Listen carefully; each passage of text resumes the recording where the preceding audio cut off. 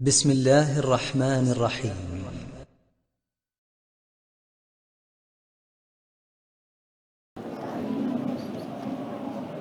إن الحمد لله نحمده ونستعينه ونستغفره ونعوذ بالله من شرور أنفسنا ومن سيئات أعمالنا.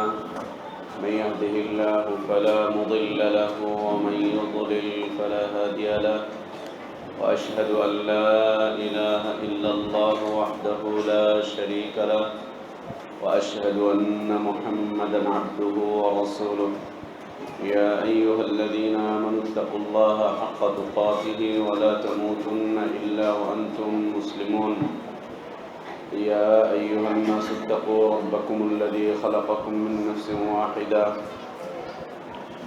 وخلق منها زوجها وبث منهما رجالا كثيرا ونساء، واتقوا الله الذي تساءلون به والأرحام إن الله كان عليكم رقيبا. يا أيها الذين آمنوا اتقوا الله وقولوا قولا سديدا يصلح لكم أعمالكم ويغفر لكم ذنوبكم، ومن يطع الله ورسوله فقد فاز فوزا عظيما. أما بعد فإن خير الحديث كتاب الله، وخير الهدي هدي محمد صلى الله عليه وسلم، وشر الأمور محدثاتها، وكل محدثة بدعة، وكل بدعة ضلالة، وكل ضلالة في النار. أعوذ بالله من الشيطان الرجيم. بسم الله الرحمن الرحيم. قل يا أهل الكتاب لا تغلوا في دينكم ولا تقولوا على الله إلا الحق. وقال سبحانه: وقالوا لا تذرن آلهتكم ولا تذرن ودا ولا سواعا ولا يغوث ويعوق ونسرا وقد أضلوا كثيرا. الحمد لله, আল্লাহ তাবারক ওয়া তাআলার যাবতীয় প্রশংসা, যাবতীয় বড়ত্ব এবং যাবতীয় অহংকার কেবলমাত্র আল্লাহ তাবারক ওয়া তাআলারই পরিচ্ছদ। আল্লাহ তাবারক ওয়া তাআলা আমাদেরকে যে কারণে সৃষ্টি করেছেন সে উদ্দেশ্য পরিপূর্ণভাবে আদায় করার মতো তৌফিক আল্লাহ আমাদেরকে দান করেন, আমিন। সে কারণ থেকে বিচ্যুত হয়ে যাওয়ার যে প্রধান মাধ্যম দ্বীন বিষয়ক অজ্ঞতা, সেই অজ্ঞতা থেকে আল্লাহ তাবারক ওয়া তাআলা আমাদেরকে হেফাজত করেন, আল্লাহুম্মা আমিন। আল্লাহ আমাদের ইলমে বারাকাত দান করেন, হায়াতে বারাকাত দান করেন, রিজকে বারাকাত দান করেন। আল্লাহ আমাদেরকে সেই সৌভাগ্যবান মানুষদের অন্তর্ভুক্ত করেন যারা আল্লাহকে চিনে জেনে আল্লাহকে মেনে নিয়ে সৌভাগ্যবান হয়েছিলেন। আল্লাহ আমাদেরকে তাদের সাথী করেন, আল্লাহুম্মা আমিন। আল্লাহ আমাদেরকে সেই সৌভাগ্যবান মানুষদের অন্তর্ভুক্ত করেন যারা আল্লাহকে সন্তুষ্ট করতে পেরেছিল, যারা আল্লাহর সন্তুষ্টি পেয়েছিল এবং আল্লাহর সন্তুষ্টির উপরে যারা নিজেরাও সন্তুষ্ট হয়েছিল। আল্লাহ আমাদেরকে তাদের সাথী করেন, সঙ্গী করেন, আল্লাহুম্মা আমিন। প্রিয় ছাত্র ভাইরা, আমরা দ্বীন থেকে বের হয়ে যাওয়ার বিষয়বস্তু ও গলু এ নিয়ে বেশ কয়েকটি আলোচনা করছিলাম। আশা করছি আজকে সে আলোচনা শেষের দিকে যাবে ইনশাআল্লাহ। এই আলোচনা আসলে খুব ব্যাপক, খুবই ব্যাপক এই আলোচনা, এবং পৃথিবী বিখ্যাত উলামাগণ, পণ্ডিতগণ এই গুলো নিয়ে অনেক লেখালেখি করেছেন, এবং প্রত্যেক যুগেই যারা দ্বীন থেকে বের হয়ে গিয়েছিল, পথভ্রষ্ট হয়েছিল, তাদের বিষয়বস্তুই ছিল গুলো, বিষয়বস্তু ছিল গুলো। দ্বীন থেকে বের হয়ে যাওয়ার যতগুলো উপকরণ, তার মধ্যে হতে বড় উপকরণ হচ্ছে গুলো। আল্লাহকে নিয়ে গুলো করবে, আল্লাহর নবীকে নিয়ে গুলো করবে, আল্লাহর কিতাবকে নিয়ে গুলো করবে, আল্লাহ তাবারক ওয়া তাআলার সিফাতগুলোকে নিয়ে গুলু করবে, উলামাদেরকে নিয়ে গুলু করবে, মুসলিম পণ্ডিতদেরকে নিয়ে গুলু করবে, মুসলিমিনদের যে সমস্ত ব্যক্তিবর্গরা দ্বীনের জন্য নিবেদিত প্রাণ তাদেরকে নিয়ে গুলু করবে। এই গুলুর মাধ্যম দিয়ে তারা দ্বীন থেকে বের হয়ে যাবে। আমরা গত লাস্টের ক্লাসে গুলুর যে বিষয় নিয়ে আলোচনা করছিলাম, একটি ইতিহাস আমরা বর্ণনা করা শুরু করেছিলাম যে গুলুর সূচনা হয়েছিল নূহ আলাইহিস সালাতু ওয়াস সালাম যখন এসেছিলেন, ঠিক তার পূর্ব মুহূর্তে, সেই সমকালীন সময়ে। এর আগ পর্যন্ত শিরকের কোনো অস্তিত্ব ছিল না পৃথিবীতে। সেই যুগের মানুষগুলো তাদের পূর্ববর্তী সালেহীন আলিম নেক ব্যক্তিরা যখন মারা যাওয়ার পরে তাদের পরবর্তী প্রজন্ম, তাদের সন্তানরা তাদেরকে কবরস্থ করে দিল। কবরস্থ করে দেওয়ার পরে তাদের এই কবর কেন্দ্রিক বাড়াবাড়ির সূচনা ঘটল ইবলিসের মাধ্যমে। কবর কেন্দ্রিক বাড়াবাড়ি খুব কঠিন বিষয়বস্তু। কবর কেন্দ্রিক বাড়াবাড়ি, কবরে চুনকাম করছে বাড়াবাড়ি। কবরে ওই লোকের নাম, তার বাপের নাম, তার জন্ম তারিখ, বেচারা মরে গিয়েছে, মাটির নিচে আছে, ওর জন্ম তারিখ দিয়ে তোমার কি? ওর জন্ম তারিখ, জন্মের সময়, অমুক দিন, এতটার সময়, এত ঘন্টা, এত মিনিট, এত সেকেন্ডে তিনি পৃথিবীতে আবির্ভাব ঘটিয়েছেন।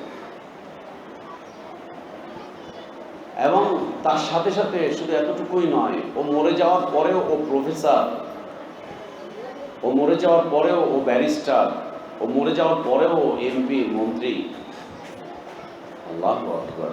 ও মরে যাওয়ার পরেও আব্দুল্লাহ হতে পারলো না। ও মরে যাওয়ার পরেও ওর ডিগ্রিগুলো একটাও কমলো না, কাটলো।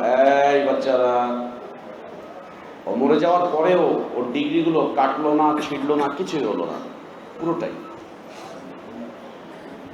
সুবহানাল্লাহ। এরপরে এত নিচু কবর হলে মানুষ দেখতে পাবে না। উঁচু করো, উঁচু করো। এরপরে আল্লাহ কবরের উপরে ফুল গাছ লাগিয়ে দাও, কবর উপরে তোরণ তৈরি করো, কবরে ফুলের মালা দাও, পুষ্প মাল্য দাও কবরের উপরে, ফাতিহা পাঠ করো, হুজুর ডেকে এনে ওখানে খতম পড়াও, দোয়ার মাহফিল করো, ওখানে ওকে পাকা করো, ওর উপরে টাইলস লাগাও। সুবহানাল্লাহ। এই যেতে যেতে এখন তো অবস্থা এমন যে কবরের ভিতরে পাখা পর্যন্ত লাগিয়েছে। কবরে পাখা, কবরে এসি, কবরে কারেন্টের লাইন। কারেন্টের লাইন। আমারই এক ছাত্র মোহাম্মদ আলী, মালয়েশিয়া আছে এখন। ওর খালু, আপন খালু, পীর ছিল, ব্রাহ্মণবাড়িয়াতে বাড়ি। ও যখন মারা গিয়েছে, মারা যাওয়ার পরে, তোমরা তো কবর বাইরে দিয়ে পাকা দেখেছো, ওর কবর ভিতর দিয়ে পাকা আগে থেকেই। ও মরার আগে যখন মরবে ভাব, কবর খুঁড়ে কবরের চার দেওয়ালকে পাকা করা হয়েছে, নিচে ঢালাই করা হয়েছে, ওটাকে টাইলস দিয়ে ঠিকঠাক করে দেওয়া হয়েছে, ওখানে কারেন্টের লাইন দিয়ে দেওয়া হয়েছে, ভিতরে বাতি দিয়ে দেওয়া হয়েছে। মরে যাওয়ার পরে ওকে যখন কবরে রেখেছে, ওখানে মোবাইল লাইনে, মোবাইলের চার্জার দিয়ে মোবাইল দিয়ে দেওয়া হয়েছে, 3টা মোবাইল, টাকা এক বান্ডিল, উপরে দিয়ে কারেন্টের লাইন, ওখানে লাইট, ওখানে পাখা সব লাগিয়ে দিয়ে উপর দিয়ে পাকা করে দেওয়া হয়েছে। কি করবে ও মোবাইল দিয়ে? বাবা মরে নাই, বাবা এখন মাত্র পর্দার আড়ালে গেছে, বাবার মোবাইল অনেক দরকার। বাবা ওখান থেকে মোবাইলে কার সাথে যোগাযোগ করবে? আমাদের ছাত্রটার বিরুদ্ধাচারণ করার কারণে ওকে এলাকা ছাড়া করে দেওয়া হয়েছে। এখন মালয়েশিয়া, বয়স থেকে মালয়েশিয়া চলে গেছে। ওকে এলাকা থেকে বের করে দিয়েছে, পরিবার থেকে বের করেছে, ওকে এলাকা থেকে বের করে দিয়েছে বিরোধিতা করার কারণে। কোথায় বিবেক, কোথায় জ্ঞান? চিন্তা চেতনা কোথায়? মক্কার মুশরিকরাও এত খারাপ কাজ করে।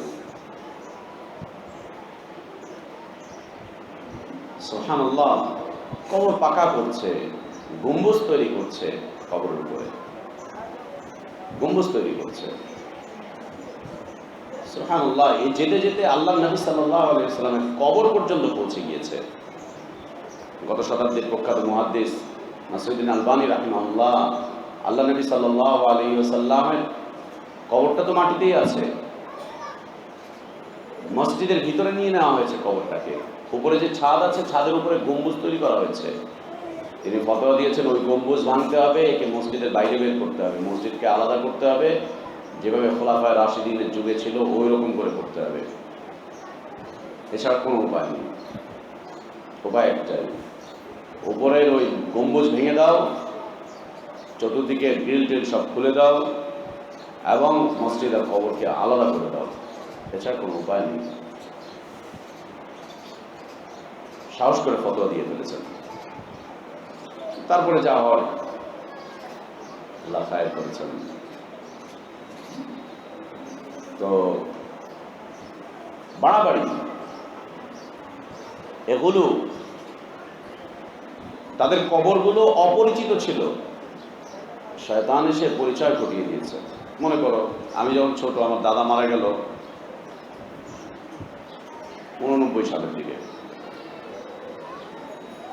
এখন দাদা মারা যাওয়ার পরে দাদার কবরে আমার আব্বা মাঝে মাঝে যেত, চাচারা তেমন একটা যেত না, 1 নম্বরে কবরস্থানে। আমার ভাই ব্রাদাররা তেমন একটা যায়নি, কিন্তু আমি যেতাম নিয়মিত দাদার কবর জিয়ারত করতে। এখনও সুযোগ পেলে যাই।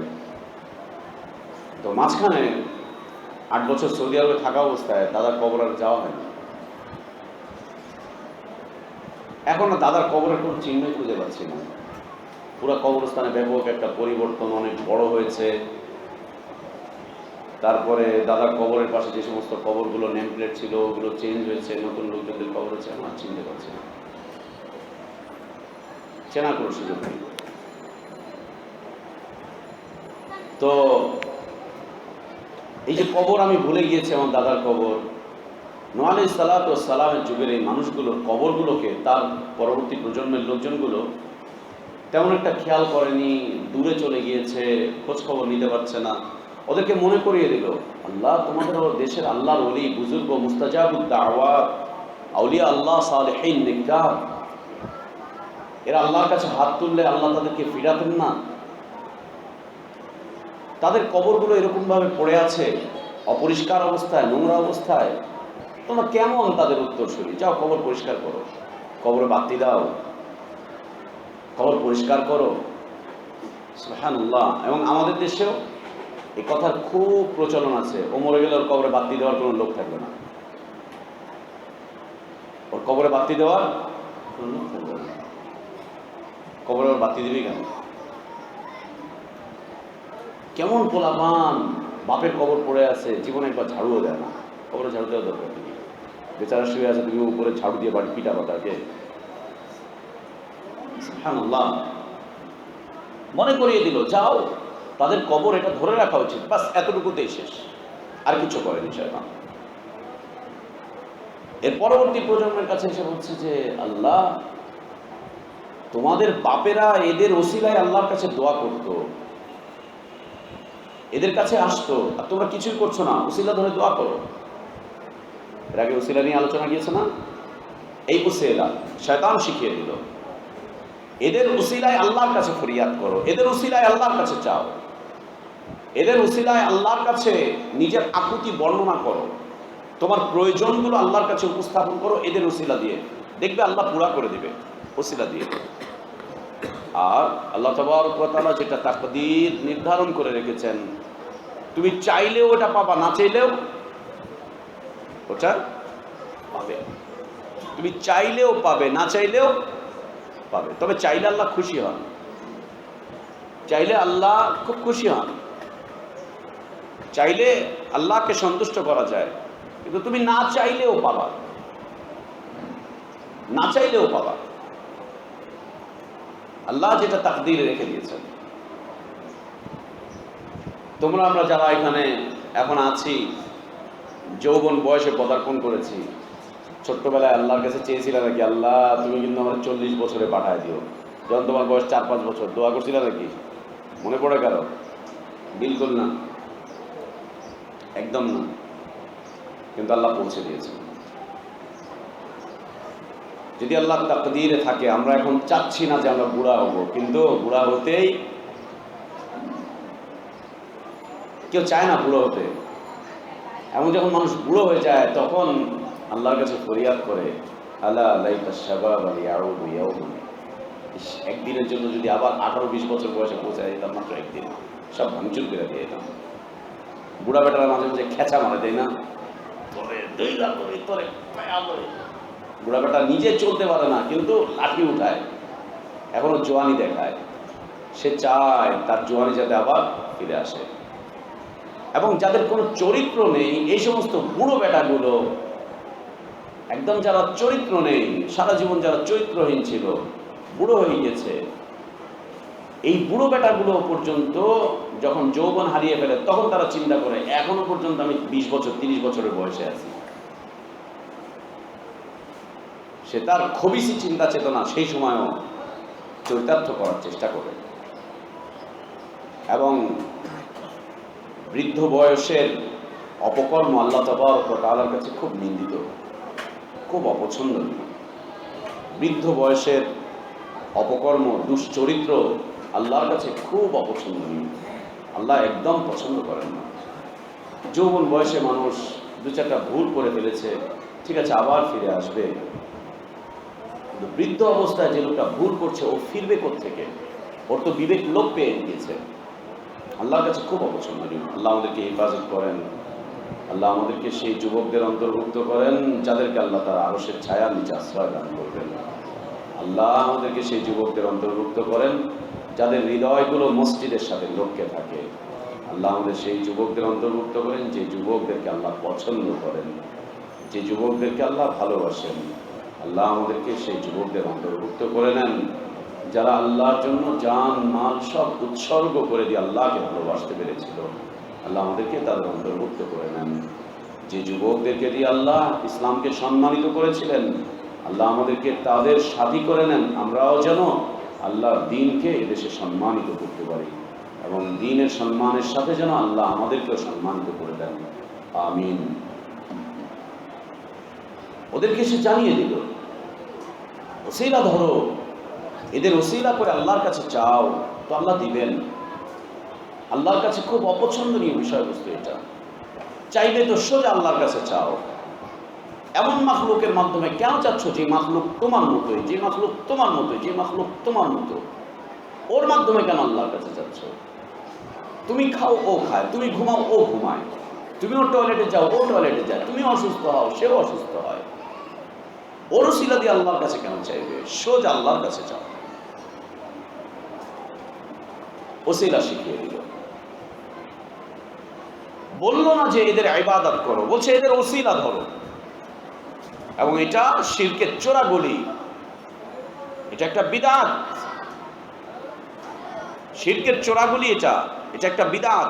এই মাধ্যম দিয়ে মানুষ শিরকের দিকে যায়। ওদেরকে বলল না যে এদেরকে সিজদা করো, এদের নামে মান্নত করো, এদের কাছে দোয়া করো, বলছে না, এদের মাধ্যমে করো, আল্লাহর কাছে এদের মাধ্যমে করো, এদের মাধ্যম দিয়ে করো, শিখিয়ে দিল। যখন এই প্রজন্ম চলে গেল, তখন পরবর্তী প্রজন্ম এদের থেকে ইলম উঠে গেল, কোনো জ্ঞান নেই। এটা খুব পরিতাপের বিষয়। তোমরা দেখবে আমাদের দেশে আল্লাহ তাবারক ওয়া তাআলা যাদেরকে ইলম দান করেছেন, বিশেষ করে বিশুদ্ধ আকীদার উলামাদেরকে দেখবে, আল্লাহ হেফাজত করেন আমাদেরকে। তোমাদেরকে সাবধান হওয়ার জন্য বলছি, আমাদের দেশে যারা বিশুদ্ধ আকীদার আলেম আছেন, তাদের সন্তানগুলোকে দেখবা দ্বীনি শিক্ষায় শিক্ষিত করে না।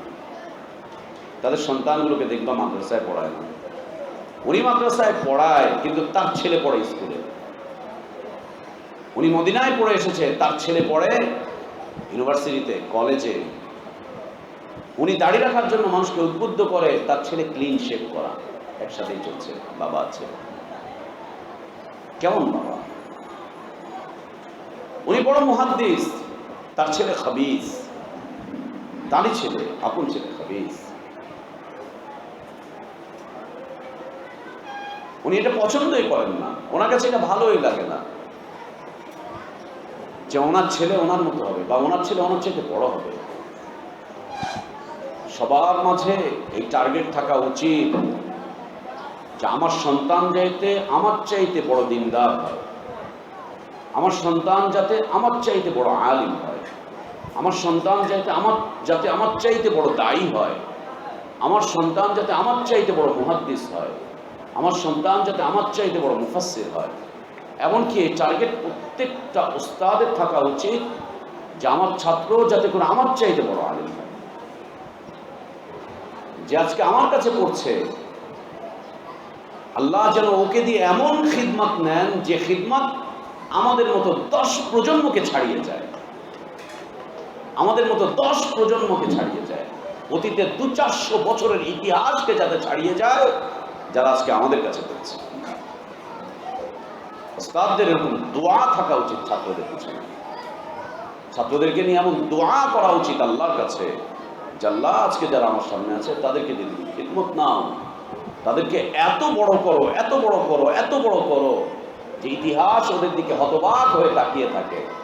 এবং এটা উস্তাদের আনন্দের বিষয় যে এত বড় আলেম দেখছো কিন্তু আমারই ছাত্র, এটা আনন্দের বিষয়, তো আমারই ছাত্র, আমার কাছে পড়েছে, আমার কাছে পড়েছে, আমারই ছাত্র। প্রত্যেক বাবার এই টার্গেট থাকা উচিত। এবং উস্তাদ সবসময় পিতৃ সমতুল্য, পিতৃ সমতুল্য। ইসলাম যেমন ওয়ালিদাইনের হক দিয়েছে, বাবা এবং মা উভয় হক যেমন দিয়েছে, বাবা মা শুধুমাত্র জন্ম দিয়েছে, জন্মের পরে একটু খাবার দাবারের ব্যবস্থা করেছে, কিন্তু একজন উস্তাদ এই বাবার সন্তানটাকে প্রকৃত সন্তানে পরিণত করেছে। তোমরা যারা আজকে এখানে আছো, তোমার বাবারা তোমাদেরকে কয়টা হাদিস পড়িয়েছে বলো? কয়টা হাদিস পড়িয়েছে তোমার বাবারা? তোমাদের বাবারা আল্লাহর কয়টা কালাম তোমাদেরকে শিখিয়েছে? তোমাদের বাবারা আল্লাহর প্রকৃত পরিচয় তোমাদেরকে কতটুকু জানিয়েছে, কতটুকু শিখিয়েছে? কিছুই না, তেমন কিছুই না, 2-4টা কথা শিখিয়েছে। বাকি যে এখন ইসলামের উপরে আছো, এই অবস্থানে তোমাদেরকে আনার জন্য যারা প্রচেষ্টা চালিয়েছেন তারা কারা? তোমাদের উস্তাদ। মানুষ হতে শিখিয়েছেন তোমাদের, কাকে মানুষ বলে এটা শিখিয়েছেন। চতুষ্পদ জন্তুর মতো ছিল তোমাদের আমার জীবন, আমাদের উস্তাদরা আমাদেরকে পর্যন্ত প্রচেষ্টা চালিয়ে চালিয়ে এ পর্যন্ত নিয়ে এসেছেন। হক অনেক, হক অনেক, অনেক বেশি। এই জন্য উস্তাদদের যে মর্যাদা রয়েছে, ইমাম শাফিঈ রাহিমাহুল্লাহ তিনি যতক্ষণ পর্যন্ত দার্সে থাকতেন, ক্লাসে থাকতেন, তিনি তার উস্তাদের সামনে এক ঢোক পানীয় পান করতেন না। কেন? বেয়াদবি মনে করতেন। আমার উস্তাদ আমাকে পড়াচ্ছেন, হাদিস পড়াচ্ছেন, দার্সে আছেন। অমনোযোগী হওয়া তো দূরের কথা, ঘুমানো তো দূরের কথা। তোমরা তো মাশাআল্লাহ ঘুমাতে পারো, ক্লাসে খুব ভালো ঘুম আসে তোমাদের। আমার মনে পড়ে না যে আমি আমার জীবনে কোনোদিন দার্সে ঘুমিয়েছি, মনে পড়ে না। দার্সে তোমরা ঘুমাতে পারো, আমাদের সালাফদের ইতিহাসে এটা ছিল না যে তারা দার্সে বসে ঘুমাতেন, দার্সে অমনোযোগী হতেন, এটা ছিল না। এই জন্য আল্লাহ তাদেরকে এত মর্যাদা দিয়েছিলেন। শাফিঈ রাহিমাহুল্লাহ তার জীবনীতে উল্লেখ করেছেন তার ছাত্র যে তিনি কোনোদিন তার উস্তাদের সামনে পানি পান করতেন না, বেয়াদবি মনে করতেন যে উস্তাদ আমার সামনে বসে আছেন, তিনি এত কষ্ট করে আমাকে পড়াচ্ছেন আর আমি তার সামনে পানি পান করতে যাব। তারই ছাত্র আহমদ ইবনে হাম্বল রাহিমাহুল্লাহ, জগৎ বিখ্যাত মুহাদ্দিস, ইমাম আহলুস সুন্নাহ ওয়াল জামাআহ, তিনি ইমাম শাফিঈ রাহিমাহুল্লাহর সামনে যতদিন বসে দার্স করেছেন, তিনি কিতাবের পাতা উল্টাতে গিয়ে এইভাবে যে উল্টাচ্ছেন, এই উল্টাতে গিয়ে আওয়াজ যে হতো, এই আওয়াজের কারণে তিনি তার উস্তাদের সামনে পাতা উল্টাতেন খুব সাবধানে, যাতে করে আওয়াজটুকু না হয়। কেন? আওয়াজ হলে উস্তাদের ডিস্টার্ব হতে পারে। একটা খসখস মাঝে মাঝে তোমাদেরকে বলি নাই, কেড়ে আওয়াজ করলো, কেড়ে এই উপরে কে আওয়াজ করছে, ডিস্টার্ব। তিনি তার ওস্তাদের সামনে পাতা উল্টাতে, পৃষ্ঠা উল্টাতে একটা আওয়াজ হয় না, খস খস করে একটা আওয়াজ হয়, পৃষ্ঠা উল্টাতে না, উল্টাতে গেল খুব আস্তে ধরে, যাতে করে আওয়াজ না হয়, ওস্তাদের চিন্তা চেতনার যাতে করে কোনো ধরনের ব্যতিক্রম না ঘটে, আস্তে করে উল্টাতে ছিল আদব, ছিল আদব। এটা বাড়াবাড়ি নয়, এটা আদব, সম্মান। এই জন্য তাদের দুইজনের এত ঘনিষ্ঠ সম্পর্ক হয়েছিল। ইমাম আহমদ ইবনে হাম্বল রাহিমাহুল্লাহ কয়েকদিন দার্সে আসেননি, ক্লাসে আসেননি। ইমাম শাফিঈ রাহিমাহুল্লাহ উস্তাদ হয়ে তিনি বিচলিত হয়ে পড়লেন, কি ব্যাপার, কেন আসছে না, এখনো কেন আসছে না, কি ব্যাপারটা কি? এর কাছে খোঁজ নেন, তার কাছে খোঁজ নেন, তারা শুনলেন যে সে অসুস্থ হয়ে পড়েছে। ইমাম আহমদ ইবনে হাম্বল রাহিমাহুল্লাহ আল্লাহর কাছে কান্নাকাটি করে দোয়া করলেন যে আল্লাহ একে আবার আসার মতো সুস্থতা দান করো। তিনি চলে গেলেন তার বাড়িতে, ছাত্রের বাড়িতে, বাড়িতে পর্যন্ত চলে গেলেন, যে খোঁজ খবর নিয়ে আসলেন। তাকে জিজ্ঞেস করলো লোকজন, আপনি ওর ব্যাপারে এত আগ্রহী, এত বিচলিত কেন? ঠিক আছে, ছেলেটা নেই, আসবে, নেই, আসবে, এত বিচলিত কেন? তিনি জবাবে বলছিলেন, এই ছেলে কাজের ছেলে, আমার মনে হচ্ছে যে আল্লাহ ওকে দিয়ে দ্বীনের বড় খিদমত দিবেন। এই ছেলে খুব যোগ্য ছেলে, খুব কাজের ছেলে, আল্লাহ একে দিয়ে দ্বীনের খিদমত দিবেন, ওকে দিয়ে বড় উপকার হবে ইসলামের। ও 2-4 দিন না থাকা এটা বড় কষ্টের কারণ। নিজে গিয়ে তার খবর নিয়ে আসলেন যে কি হয়েছে ছেলে, কি হয়েছে ছেলে। ওস্তাদ এবং ছাত্রের এই সম্পর্ক। মাদ্রাসা খোলার পরে তোমাদের অনেকেই নেই, একে জিজ্ঞেস করি ও কই, তাকে জিজ্ঞেস করি সে কই, মাদি ভাইকে বলি ফোন দেন, আব্দুল ভাইকে বলি ফোন দেন ওর বাড়িতে, খোঁজখবর নেন, কেন আসতেছে না, কি কারণে আসতেছে না, আসার ব্যবস্থা করেন, কোন কারণে আসতেছে না। ওর বাপ মা আসতে দিচ্ছে না তো যোগাযোগ করেন বাপ মার সাথে, কেন আসতে পারছে না, টাকা পয়সার সমস্যা, পয়সার ব্যবস্থা করেন, পাঠান, ওকে আসতে দেন, এখানে চলে আসে। কেন? আমরা আশাবাদী যে আল্লাহ তাবারক ওয়া তাআলা তোমাদেরকে দিয়ে আমাদের চাইতেও বেশি খেদমত দিবেন ইনশাআল্লাহ, বেশি খেদমত দিবেন ইনশাআল্লাহ। তোমাদের অনুপস্থিতি আমাদের কাছে কষ্টের কারণের জন্য, অন্য কোনো স্বার্থ নেই। তোমরা কে কটাকে বেতন দাও আমাদেরকে, বাড়ি থেকে কে কি আদিয়া দিয়েছে, বন্ধু কিচ্ছু আদিয়া পাই নাই। এবার ছুটির পরে তোমাদের কোনো আদিয়াই পাই নাই। বাড়িতে গিয়ে খায়া খোয়া একজন মোটা হয়ে আসতো, আর আমি শুকাইছি মাদ্রাসাতে। এটা আমি শুকাইছি না, আগে চাইতে অনেকটা শুকাইছি না, ওজন কমছে। তোমার মোটা সোটা হয়ে আসছো, কিছুই আনে নাই ওস্তাদের জন্য, কেউ কিছু। ইদিস ভাইরে কিছু আদিয়া পাইছেন নাকি, ছাত্ররা দিচ্ছে নাকি? ওটা হতেই পারে না ছাত্রদের। আর ছাত্ররা শিখবে কোত্থেকে? ছাত্ররা আমাদের থেকে আদিয়া পায় না, তাই ওরা দেয় না। ওরা দিবে কোত্থেকে? ওরা দিবে কোত্থেকে? ওস্তাদরা ছাত্রদের হাদিয়া দেয় না, তাই ছাত্ররাও দেয় না। ও চিন্তা করছে ওনারাও যেহেতু দেয় না তো আমরাও দিলাম না, না দিলাম বা শেষ, কি আর করা।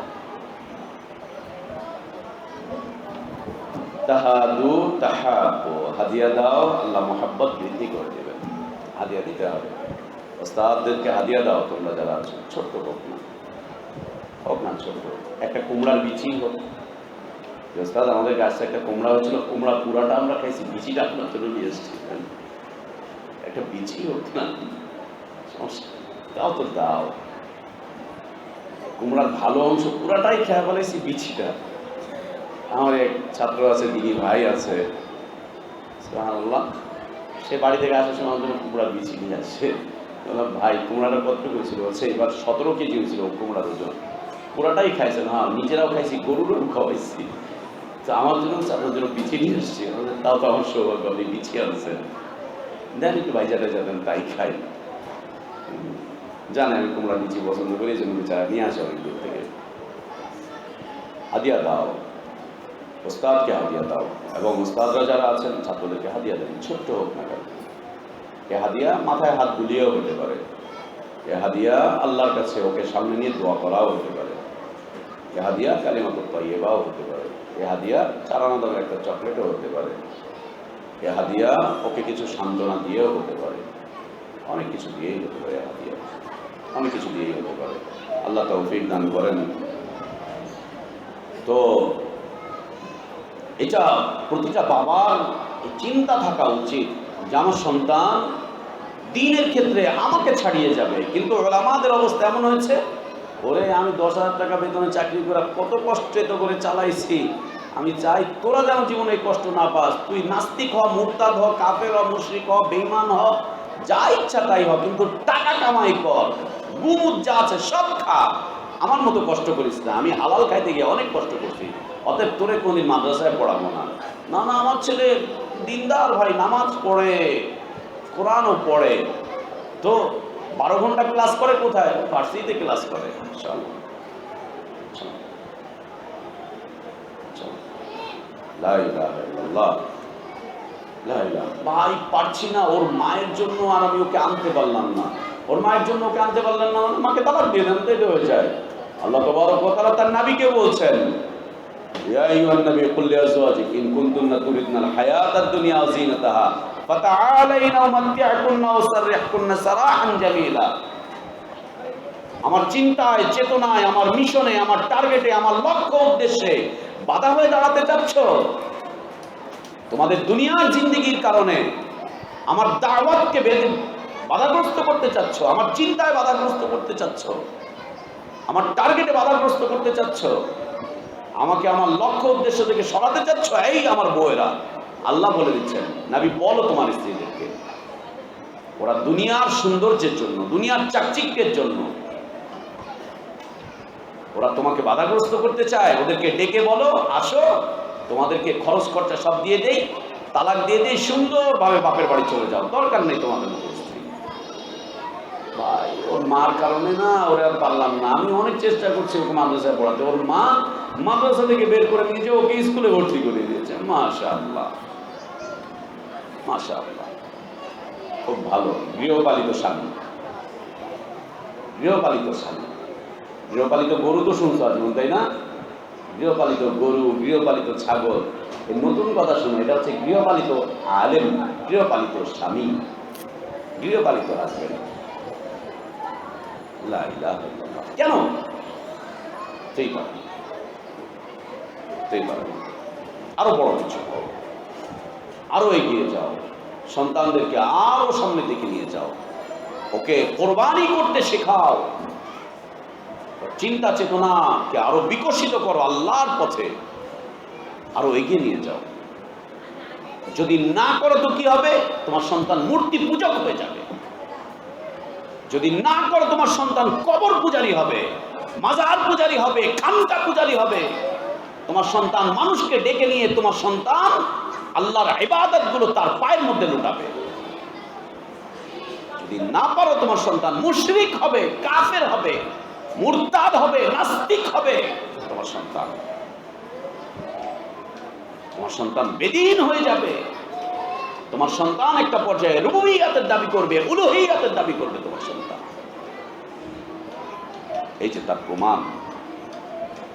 পৃথিবীতে সে এভাবে করে সূচনা, ইলম উঠে গিয়েছে, ইলম ছিল না তাদের কাছে, না থাকার কারণে পরবর্তী প্রজন্মকে এসে বলছে, এই তোমার বাপেরা না এদের কাছে এসে সিজদা করতো, কোরবানি করতো, এদের কাছেই দোয়া করতো, এদের কাছেই ফরিয়াদ করতো। নাও ঠেলা, এবার তোমরা সামলাও, তোমরাও করো এদের কাছে দোয়া। কি আল্লাহর ইবাদত করবা? এদের ইবাদত করো, এদের কাছে করো। ওরাও চিন্তা করছে, এত বড় আল্লাহর ওলি, উনি কি মিথ্যা কথা বলে? এত বড় পীর, এত বড় মুফতি, উনি কি মিথ্যা কথা বলবেন? বাস শুরু হয়ে গেল। ওখান থেকে এই সূচনা মূর্তির পূজা, ওখান থেকে এই সূচনা মূর্তির, কবর কেন্দ্রিক বাড়াবাড়ি। খুব কঠিন এবং খতরনাক বিষয়বস্তু, খতরনাক বিষয়বস্তু। আজও যাও ভারতে, দিল্লিতে নিজামুদ্দিনে তবলিগ জামাতের মারকাজে, মসজিদের নিচে 7-8টা কবর, এই কবরের উপরে সিজদা করেছে, কবরের উপরে সিজদা করেছে। সুবহানাল্লাহ। আজও যাও দেওবন্দে দেখার জন্য, যদি পারো কখনো একবার চলে যেও। দেওবন্দ মাদ্রাসার বলয়ের ভিতরে 8টা-10টা মূর্তি পূজার স্থান আছে, যেখানে মূর্তি দাঁড়ানো নেই, কিন্তু পূজার স্থান রয়েছে। ডালিম গাছের ইবাদত হয়, কাসেম নানজুবির কবরের ইবাদত হয়, শূন্য একটা জায়গার ইবাদত হয়, সেখানে ইবাদত হয়। আল্লাহকে ছেড়ে দিয়ে গায়রুল্লাহর ইবাদত চলছে। ইলমে বারাকাত দরকার, ওই কবরের কাছে যাও। পরীক্ষায় পাশ করা দরকার, ওই জঙ্গলের ভিতরে আল্লাহর এক ওলির কবর আছে, ওইখানে গিয়ে ফরিয়াদ করো। জঙ্গলের ভিতরে আল্লাহর ওলির কবর, ফরিয়াদ করো। দেওবন্দের অবস্থা, সুবহানাল্লাহ, শুরু হয়ে গেল গায়রুল্লাহর ইবাদত। এমন অবস্থা আল্লাহ তাবারক ওয়া তাআলা নূহ আলাইহিস সালাতু ওয়াস সালামকে পাঠালেন। নূহ আলাইহিস সালাতু ওয়াস সালাম এসে জিজ্ঞেস করছেন, কি ব্যাপার, এগুলো কি করছো? এগুলো কি মানুষের কাজ? তুমি মানুষ হয়ে মানুষের ইবাদত করবে? তুমি মাখলুক হয়ে মাখলুকের ইবাদত করবে? এটা তোমাদের কাজ? এটা কেমন হলো? এটা কেমন করছো? মূর্তি বানিয়ে নিয়ে এসেছো, যে মূর্তিগুলো কথা বলতে পারে না, খেতে জানে না, বলতে জানে না, নিজের বিপদ আপদ ঠেকাতে জানে না, এগুলোর ইবাদত করছো। কি হলো তোমাদের? একের পর এক যখন দাওয়াত দিয়ে যাচ্ছেন, তখন তারা তাদের অবস্থানকে মজবুত করে বলছে। একদিকে নূহ আলাইহিস সালাতু ওয়াস সালাম জাতির উদ্দেশ্যে বক্তব্য করে যাচ্ছেন, খুতবা দিয়ে যাচ্ছেন।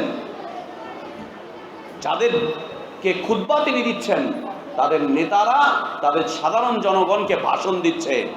প্রিয় ভাইরা আমার, বোনেরা আমার, লা তাযারুন্না আলিহাতাকুম ওয়ালা তাযারুন্না ওয়াদ্দান ওয়ালা সুওয়া।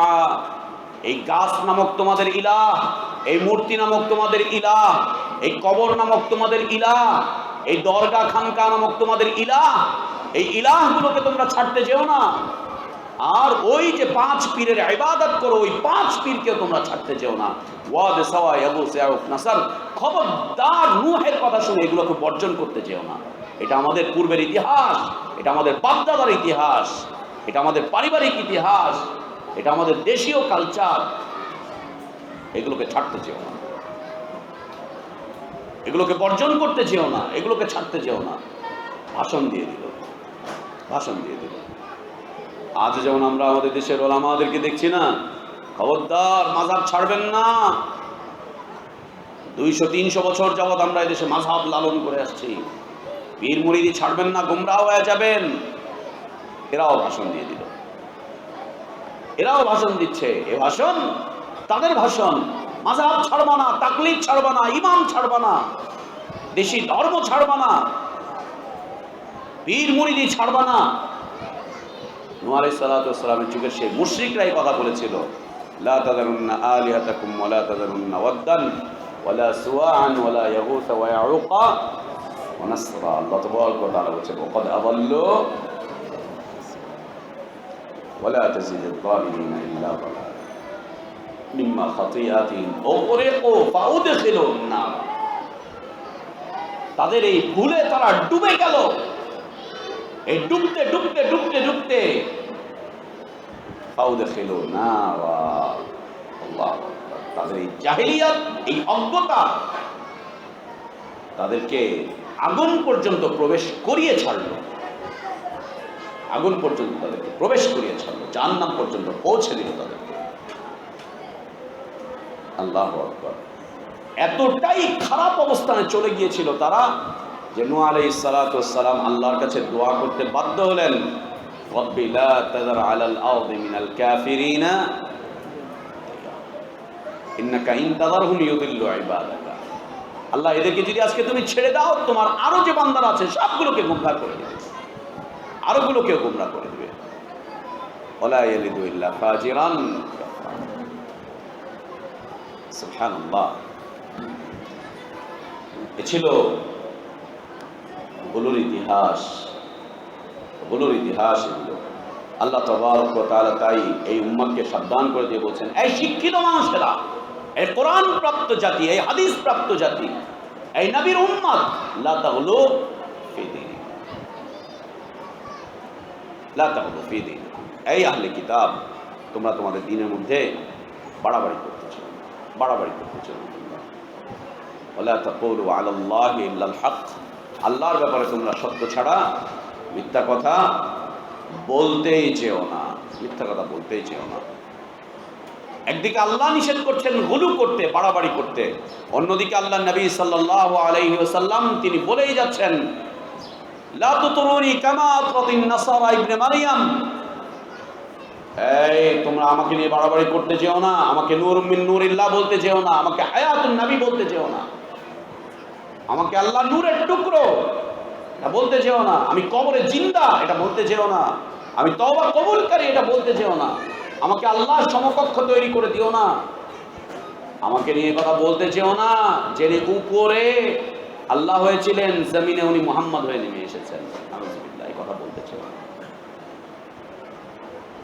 আমাকে হায়াত, মাউত, দৌলত, রিজিক, শোহরত, ইজ্জত এগুলোর মালিক মনে করতে চেও না, বিজয় দাতা আমাকে মনে করতে চেও না। লা তুতরুনি, আমাকে নিয়ে বাড়াবাড়ি করতে চেও না, আমাকে নিয়ে বাড়াবাড়ি করতে চেও না। লা তুতরুনি, আমাকে নিয়ে বাড়াবাড়ি করতে চেও না। এখন ঘুমাচ্ছ, এখন ঘুমাচ্ছ? লা তুতরুনি, আমাকে নিয়ে বাড়াবাড়ি করতে চেও না। আল্লাহ আমাকে যেই জায়গাতে দাঁড় করিয়েছেন এর চাইতে আমাকে বাড়াতে চেও না। আমাকে আল্লাহর সমকক্ষ বানিও না, আমাকে আল্লাহর মতো করে ডেকো না,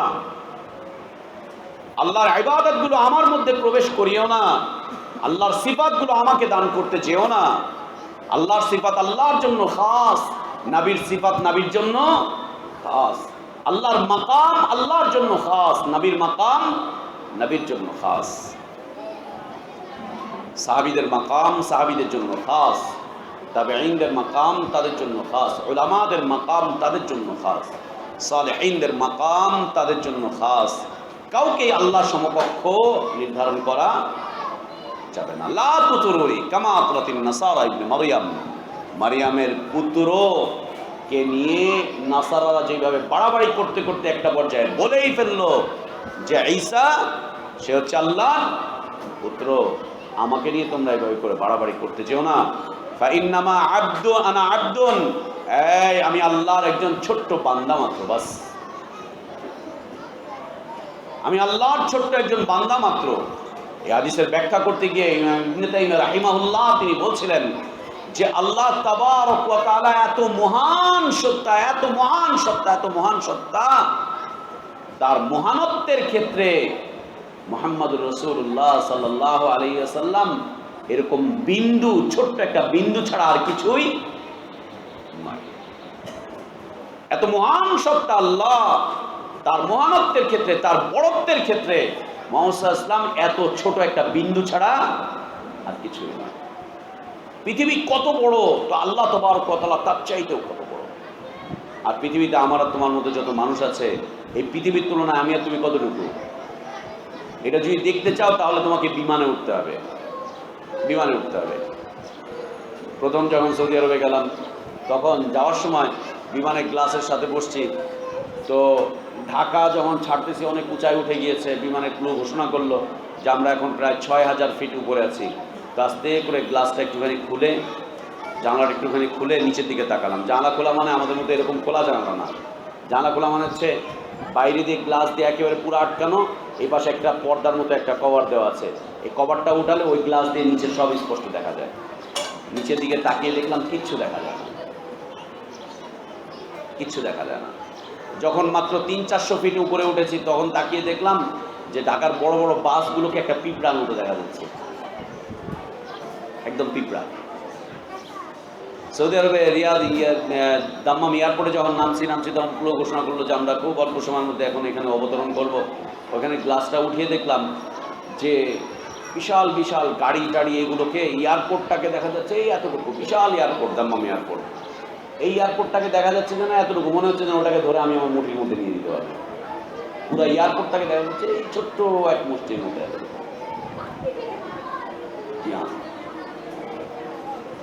সামান্য একটু উপরে উঠলে যদি তোমার এগুলোকে ছোট্ট মনে হয়, তুমি 20 তলা 25 তলার উপরে উঠা নিচের মানুষগুলোর দিকে তাকায় দেখবে এতটুকু দেখা যায়, একেবারে এতটুকু দেখা যাবে। মনে হবে যেন আধা ইঞ্চি, 1 ইঞ্চি, 2 ইঞ্চি একটা মানুষ কেমন যেন আস্তে আস্তে করে পিঁপড়ার মতো হেঁটে যাচ্ছে।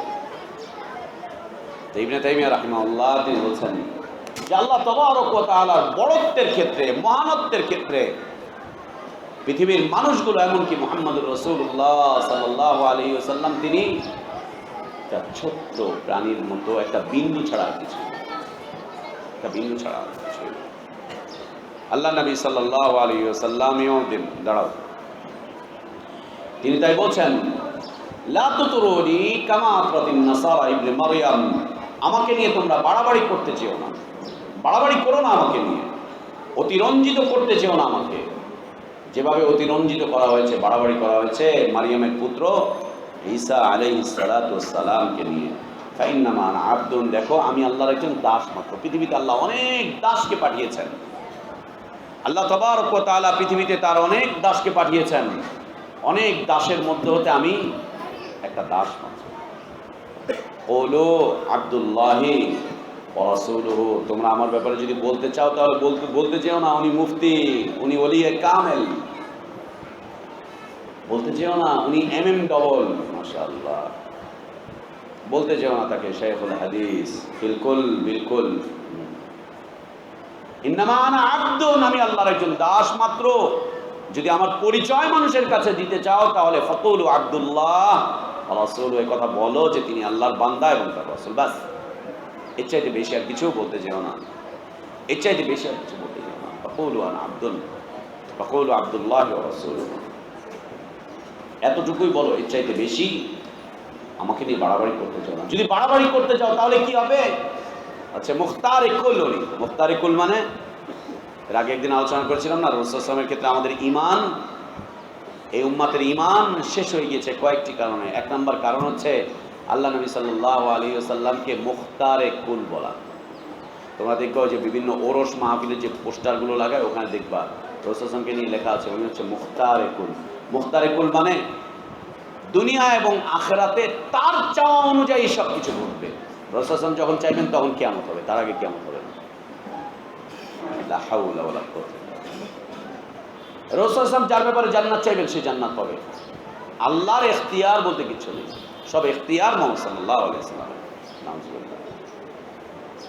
আল্লাহ তাবারক ওয়া তাআলা মুহাম্মদ সাল্লাল্লাহু আলাইহি ওয়াসাল্লামকে সকল কিছু ঘটাবার ইখতিয়ার দিয়ে দিয়েছেন। একে বলা হয় মুখতারে কুল। পাকিস্তানের এটা মনে করে, পাকিস্তানের বেরলভীরা এটা মনে করে যে ও মুখতারে কুল হ্যায়, এভাবে বর্ণনা করে, ও মুখতারে কুল হ্যায়। এমনকি তবলিগ জামাতের পাকিস্তানের আলেমদের আমির তারেক জামিল সাহেব, তিনিও তার বক্তব্যের মধ্যে রাসূলুল্লাহ সাল্লাল্লাহু আলাইহি ওয়াসাল্লামকে মুখতারে কুল বলে বিশ্বাস করেন। ও মুখতারে কুল হ্যায়, মুখতারে কুল তো ওয়াহি হ্যায়। মুখতারে কুল মানে সব কিছুর ইখতিয়ারের একক মালিক, তিনি যা চাইবেন তাই করবে, যা চাইবেন তাই করবে। দ্বিতীয় একটা আকীদা হচ্ছে নূরুম মিন নূরিল্লাহ, তিনি আল্লাহর নূরের পুত্র। দ্বিতীয় একটা আকীদা হচ্ছে হায়াতুন নবী, তিনি মৃত্যু বরণ করেননি, মৃত্যু বরণ করেননি।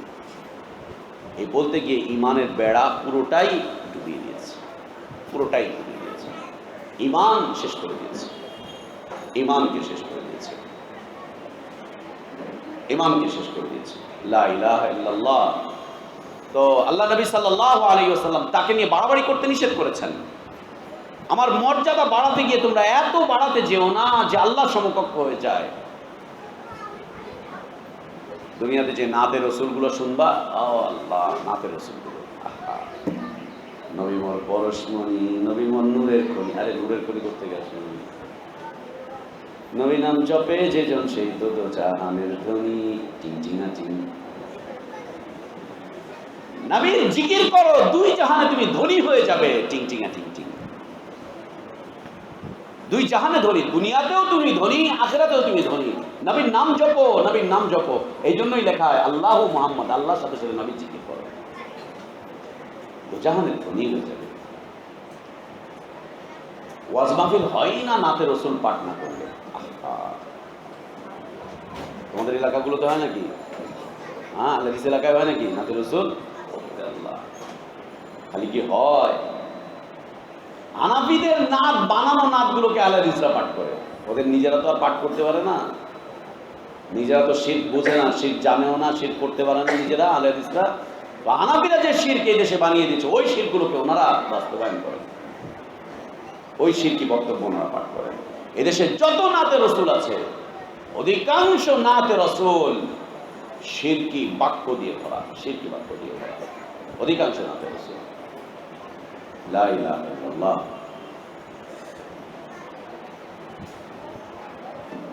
তো আল্লাহ নবী সাল্লাল্লাহু আলাইহি ওয়াসাল্লাম বলছেন আমাকে নিয়ে বাড়াবাড়ি করতে যেও না, যেভাবে ঈসা আলাইহিস সালাতু ওয়াস সালামকে নিয়ে বাড়াবাড়ি করা হচ্ছে, যেভাবে উযাইর আলাইহিস সালাতু ওয়াস সালামকে নিয়ে বাড়াবাড়ি করা হচ্ছে, আমাকে নিয়ে বাড়াবাড়ি করতে চাও না কেন? নবী সাল্লাল্লাহু আলাইহি ওয়াসাল্লাম শিক্ষাই এটা, বাড়াবাড়ি করলেই শিরকের মধ্যে ডুবে যাবে, বাড়াবাড়ি করলেই বিদআতের মধ্যে ডুবে যাবে। নবীকে নিয়ে দুরূদ পড়ার ক্ষেত্রে বাড়াবাড়ি করতে গিয়ে ইয়া নবী সালামু আলাইকা বাস শুরু হলো, প্রথমে দুরূদ আল্লাহুম্মা সাল্লি আলা মুহাম্মদ শুরু হলো প্রথমে, এরপরে ইয়া নবী সালামু আলাইকা শুরু হলো, এরপরে বাড়াবাড়ি করতে করতে আহা নবীর আগমন, শুভ আগমন, শুভেচ্ছা, স্বাগতম, আসেন নবী আসেন, নবী আসেন, নবী আসেন, চেয়ার খালি করে রেখে দিয়েছে, চেয়ারে মালা দিয়ে রেখেছে, নবী এসে ওই মালা পরবে,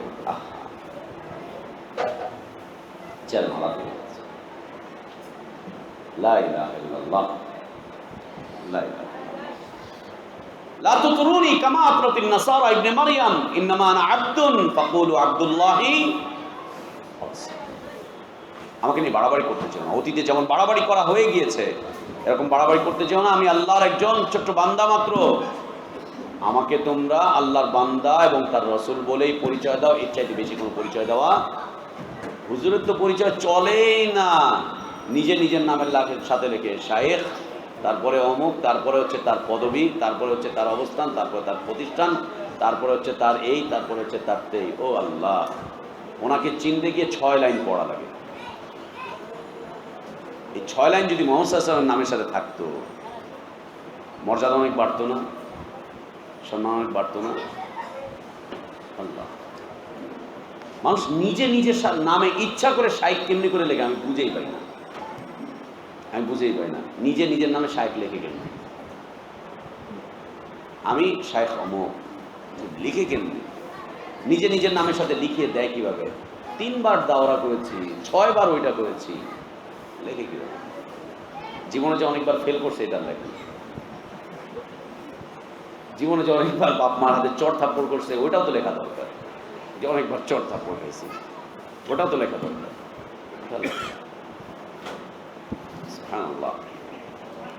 আল্লাহ নবী সাল্লাল্লাহু আলাইহি ওয়াসাল্লাম বলেন ইয়াকুমুল গুলু, ইয়াকুমুল গুলু, এই তোমাদেরকে সাবধান করছি, ইয়াকুম তোমাদেরকে সাবধান করে যাচ্ছে, ওয়াল গুলু, গুলুর বিষয়বস্তুতে, ফাইন্নামা আহলাকা মান কানা ক্বাবলাকুমুল গুলু, তোমাদের আগে যত জাতিকে আল্লাহ তাবারক ওয়া তাআলা ধ্বংস করে দিয়েছেন, ধ্বংস করে দেওয়ার পিছনে মূল কারণ ছিল, মূল কারণ ছিল নবীকে এত সম্মান করার কি দরকার? শুধু নবীকে অসম্মানিত করো না, জান্নাতে যাবে ইনশাআল্লাহ। এত বাড়াবাড়ি করে নবীকে এত সম্মান না দিয়ে শুধু এতটুকু মাথায় রেখো যাতে করে তোমার মাধ্যমে নবী সাল্লাল্লাহু আলাইহি ওয়াসাল্লামের অসম্মান হয়ে না যায়, বাস তুমি জান্নাতে যাবে ইনশাআল্লাহ, তুমি বেঁচে যাবা ইনশাআল্লাহ, তুমি ধ্বংসের হাত থেকে বাঁচতে পারবা, ধ্বংসের হাত থেকে তুমি বাঁচতে পারবা। আল্লাহ নবী সাল্লাল্লাহু আলাইহি ওয়াসাল্লাম তাই বলছেন ইয়াকুম ওয়াল গুলু ফাইন্নামা আহলাকা মান কানা ক্বাবলাকুম আল গুলু, এই তোমরা গুলু থেকে বাঁচো, বাড়াবাড়ি থেকে তোমরা বাঁচো, বাড়াবাড়ি থেকে তোমরা সাবধান, বাড়াবাড়ি করতে যেও না। তোমার শাইখকে নিয়ে এত বাড়াবার কি দরকার? এত বাড়াবার কি দরকার? এত কিছু করার কি দরকার? এত কিছু করার কি দরকার? আমার মনে পড়ে 2006 সালে হজে একজন মাযহাবী বুড়ো মানুষ তাবলীগ করে, তাকে কিছু কিতাব দিলাম, কিছুক্ষণ কথাবার্তা বললাম, এরপরে মাযহাব দিয়ে সে নিজে প্রশ্ন তুলল, মাযহাব মানা যাবে না, তো হাদিস মানতে হবে। বলছে কেন? নবী সাল্লাল্লাহু আলাইহি ওয়াসাল্লাম কি মা আবু হানিফার চাইতেও বড়? আমার কানে এখনো এই কথা বাজে। 3 চিল্লার সাথী প্রায় 30-35 বছর যাবত তাবলীগ করে যাচ্ছে, তাকে দাওয়াত দেওয়ার পরে বলছে কেন আবু হানিফারটা মানা যাবে না, কেন মাযহাব মানা যাবে না? তাহলে কি হাদিস বা আল্লাহ নবী কি আবু হানিফার চাইতেও বড় নাকি? তাহলে উনি ইমাম আজম হলেন কি হবে? তখন আমি একদম চুপ হয়ে গেলাম। ওয়াইদা খাতাবাহুমুল জাহিলুন ক্বালু সালামা, একদম চুপ হয়ে গেলাম। কেন? এই লোকটা আরো বড় কুফরি করে ফেলবে। ও তো তাও বলতে পারবে যে আল্লাহ অজ্ঞতার কারণে মাযহাব মানছি, কিছু বুঝি নাই যদি আল্লাহ ওকে দয়া করে মাফ করে দেন। কিন্তু ও যে কথা বলেছে এরপর যদি আরেকটু বিতর্ক করি ও আরো কি করবে? গতকালকে আমরা যেটা আলোচনা করছিলাম, বিতর্কের ক্ষেত্রে ও কি করবে? অজ্ঞতার কারণে কুফরি কথাবার্তা বলে ফেলবে। কেন? ইমাম আবু হানিফার চাইতেও কি উনি বেশি বড়? ইমাম আবু হানিফার কথার চাইতেও কি হাদিসের মূল্য বেশি? এবারটা ইমাম আবু হানিফাও চেনে নাই, রাসূলুল্লাহও চেনে নাই। তবলিগ করছে কিন্তু আবু হানিফাও চেনে, রাসূলুল্লাহও চেনে।